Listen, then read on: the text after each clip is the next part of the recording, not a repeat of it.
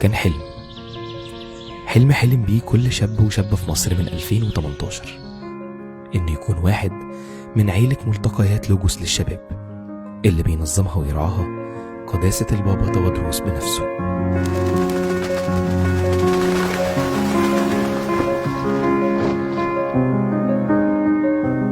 من أول ثانية وصلت فيها وأنا فوجئت بطاقة حب عجيبة، روح مفرحة، قلب مفتوح، ابتسامة مش بتختفي من على وجوه شخصيات معرفهمش قبل كده صحيح، لكن اللي عملوه خلاني أحس إن أعرفهم من سنين وسنين.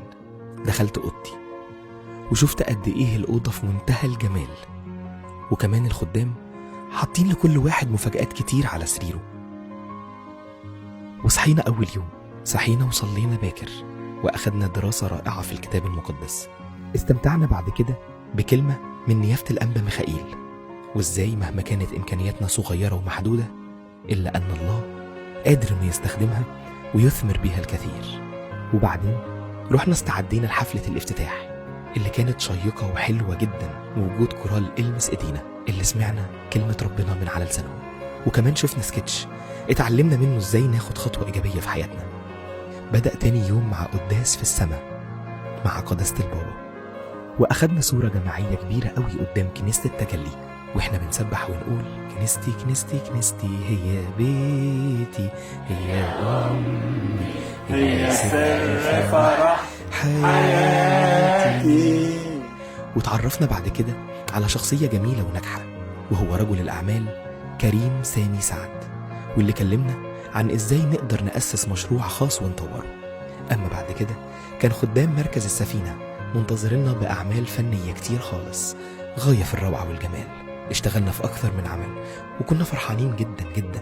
كان مسك ختام اليوم التاني هو حضور أعضاء فريق بانوراما البرشا، واللي حصلوا على جايزة في مهرجان كان الفني العالمي أبطال فيلم رفعت عيني إلى السماء. ووصلنا لليوم الثالث، رحنا اسكندرية، زرنا أماكن كتير جدا، شفنا قصر المنتزه، وكمان شفنا قد إيه حضارات كتير جت مصر وتأثرنا بيها وأثرنا فيها. الكلام ده كله شفناه لما زرنا المتحف اليوناني الروماني. بعد كده كان معادنا مع الجانب الروحي من الزيارة، وهي كنيسة المرقسية بالأسكندرية، ودي أول كنيسة في أفريقيا اللي تأسست على إيد القديس ماري مرقس الرسول بنفسه. وبعدين كان عندنا معاد مع جمال وسحر اسكندرية في جولة بحرية في عروس البحر الأبيض المتوسط.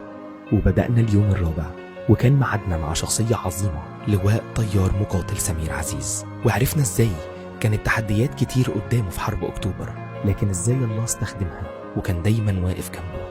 ومن أعظم ما حدث في اليوم ده هو اللي حصل في المكتبة البابوية، قعدتنا مع بابا، طريقة كلامه معانا، طريقة تعبيره عن حبه لينا، نصايحه وكلامه، كل ده بيأكد إنه بابا.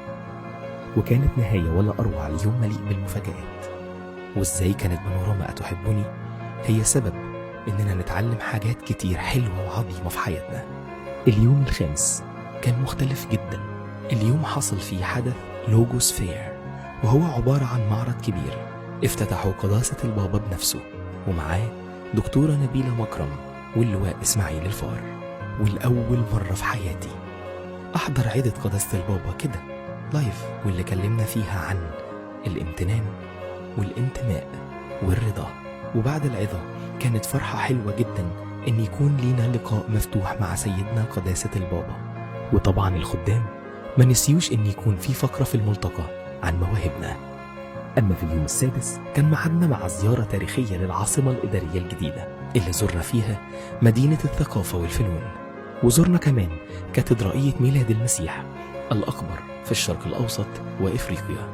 بعدها زرنا الكاتدرائية المرقسية الكبرى بالعباسية، وهناك كنا على ميعاد مع الغداء الرسمي اللي حضروا قداسة البابا وكبار من قيادات الدولة.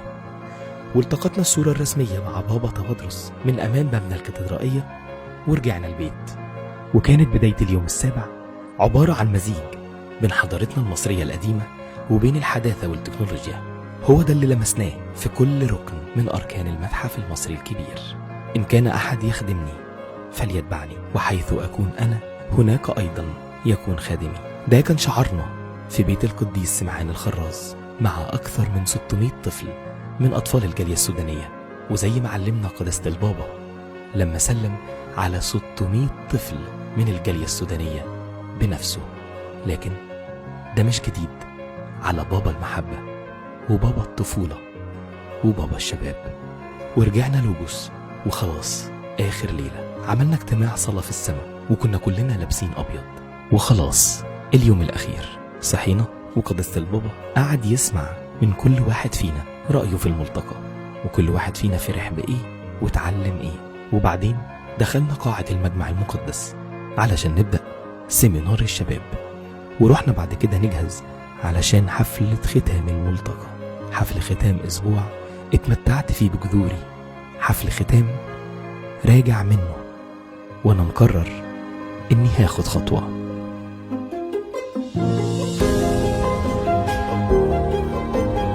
ملتقى لوجوس الرابع لشباب الكنيسة القبطية الأرثوذكسية، التمتع بالجذور، أغسطس 2024.